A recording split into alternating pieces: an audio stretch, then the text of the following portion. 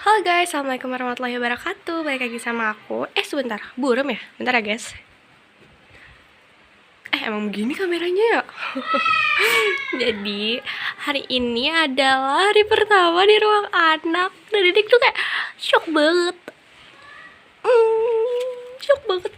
Tapi bener-bener kayak shock banget. Jadi sebelum aku menceritakan kegiatan aku hari ini, aku mau ceritain dulu perbedaan di ruangan anak dengan rawat inap di Cendana. Ya, kalau di ruang rawat inap Cendana itu tuh kita dilepas sama kakak yang dilepas, bukan berarti dilepas banget, tapi kayak kita tuh boleh ganti cairan infus, kita boleh TTV gitu-gitu, sama up infus kita boleh. Tapi kalau misal up infus di anak-anak masih logika sih. Gila, termasuk logika. Asik. Biasa Tiara Andini begini reinkarnasi. Kok reinkarnasi? Apa sih? Ya kembaran Tiara Andini begini. Oke, yang mau cari saya buat nyanyi ngejob boleh ya. Sik, dah capek. Terus juga saya tuh, jadi kalau misalnya di ruang anak ada yang mencet bel, terus cairan infusnya habis, kita cukup ngeklaim aja. Yang ganti tuh nanti tetap kakaknya gitu. Jadi langsung aja, yang pertama itu seperti biasa juga, itu tuh ada operan. Tapi di sini tuh Nilsa harus jelas, kayak kita tuh biasa gini, operan dengan kakak nurse siang, dinas pagi gitu. Habis itu aku tuh habis operan tuh ada ngeper bed. Jadi aku nilai gini, perbedaan kamar 318 bed 1 karena akan ada pasien baru gitu. Sik, kedipan maut. Saya lagi kenapa sih pak? Habis itu aku mengantar formulir permintaan pemeriksaan lab DBD anak teku kamar 217 bed 2 gitu. Harus benar-benar jelas anaknya, terus kamarnya begitu. Habis itu aku mengantar obat atas nama anak Arsya ke farmasi untuk dioplos kamar 217 bed 1. Saya ini kayak agak kurang belum terbiasa kali ya ngomongnya 217. Biasanya tuh kalau di Cendana 325, 318, 319, 320 gitu. Ini 217. Kurang enak gitu ngomongnya. Habis itu saya ada observasi pemasangan infus anak Habibi bersama Kak Desi dan Kak Ayu di ruang 213 bed 2. Ini saya kayak agak-agak baby blues gram-gram sedikit nih pak, tapi saya tetap maklumin karena itu anak-anak. Tapi saya bukan kesel gimana nih ya pak, anaknya tuh kayak bager, kayak badannya tuh kayak gemoy, iniannya tuh kagak kelihatan, tapi dianya udah nangis-nangis bae pak. Kayak rasanya pengen saya tahan tuh anak-anak. Tapi kata Nabila, nanti tuh kalau anak-anak udah sehat tuh dia bakal main-main di playground, kayak mau nemenin, mau main juga gak sih, kayak bener-bener ya tuh anak-anak kayak gemas. Lanjut, abis itu aku membersihkan lakan kotor di kamar 213 bed 1 karena pasiennya udah pulang.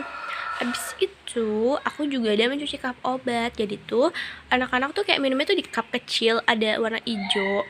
Jadi tuh kalau misal abis selesai pakai tuh ditaruh di dekat wastafel. Jadi tuh kayak kita tuh udah dikasih tahu kalau ada cup ini cuci aja ya deh gitu. Jadi kita mencuci kerja sampingan guys. Jadi tuh perawat nggak cuman ngecek-ngecekin pasien, tapi cuci cup obat juga. So aku juga ada ke IGD untuk ambil kom besar. Terus aku di IGD ketemu sama Nisa. Habis itu aku ada mengganti selimut pada pasien 217 bed 1 anak Arsya karena pasiennya tuh karena selimut itu terkena muntah. Lanjut, habis itu aku mencuci cup obat lagi. Ini tuh habis istirahat ya guys, aku tuh ada mencuci cup obat lagi karena kayak aku melihat itu udah banyak tumpukan cup obat. Jadi kayak langsung aja aku cuci. Amit-amit. Kenapa sih pak saya nih, astagfirullahaladzim.